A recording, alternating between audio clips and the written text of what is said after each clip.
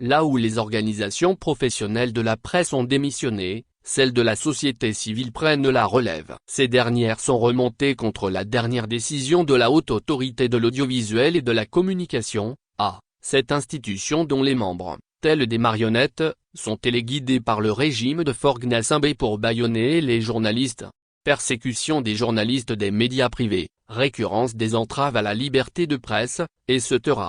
Le lot des médias et journalistes victimes des abus du pouvoir politique n'a pas cessé d'accroître au Togo avec un régime réfractaire à toute critique. Les organisations de la société civile sont très préoccupées par la situation dans le pays. La dernière en date, c'est la suspension de l'émission Auditeur Actualité de Radio Victoire FM animée par le journaliste Joachim Abetim, par la Lire aussi. Togo Freedom Togo MLN apporte son soutien au journaliste Joachim Abetim. La faute de ce dernier, selon la Gestapo de la presse togolaise, c'est d'avoir reçu M. François Boko qui a décortiqué l'indifférence du régime face aux morts dans les rangs des soldats togolais au front face aux djihadistes.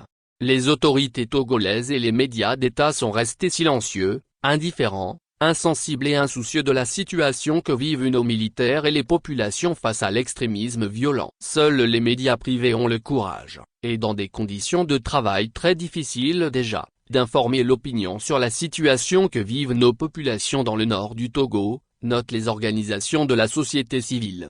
Le refus d'équiper adéquatement et de manière efficiente les militaires qui sont sur les théâtres d'opération est la cause principale de l'avance que prennent les djihadistes sur ces derniers. C'est ce qu'a révélé M. François Boko dans l'émission Lire aussi, Togo Kpandjal, inhumation sans hommage des militaires tombés au front. Ces vérités qui sont servies à l'opinion n'ont visiblement pas plu aux autorités togolaises qui cherchent à faire de la diversion et à semer de la confusion dans les esprits en instrumentalisant la pour jeter leur dévolu sur la radio et son personnel, regrettent ces organisations. Des sanctions arbitraires que condamnent les organisations. Elles demandent la levée immédiate et sans condition de ces sanctions et la cessation de toutes les autres formes d'harcèlement, de musellement et de torture morale psychologique contre les journalistes et les médias dont les lignes éditoriales sont critiques vis-à-vis de la gestion calamiteuse des richesses du pays.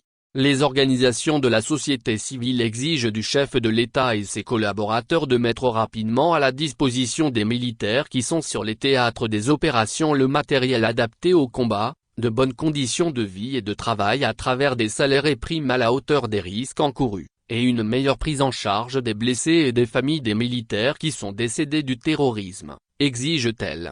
Elles n'ont pas manqué d'appeler la Commission nationale des droits de l'homme, CNDH, qui fait montre d'une léthargie face à cette situation qui interpelle plus d'un. Il est inadmissible que la CNDH soit indifférente à toutes les formes de violation des droits de l'homme dans le pays, notamment le musellement de la presse privée, les arrestations et détentions abusives et arbitraires, les contraintes à l'exil, écrivent-ils.